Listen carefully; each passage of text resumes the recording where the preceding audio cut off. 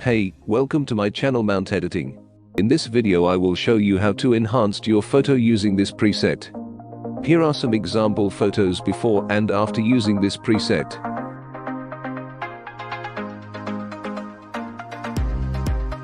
Please read this notice carefully to download this preset.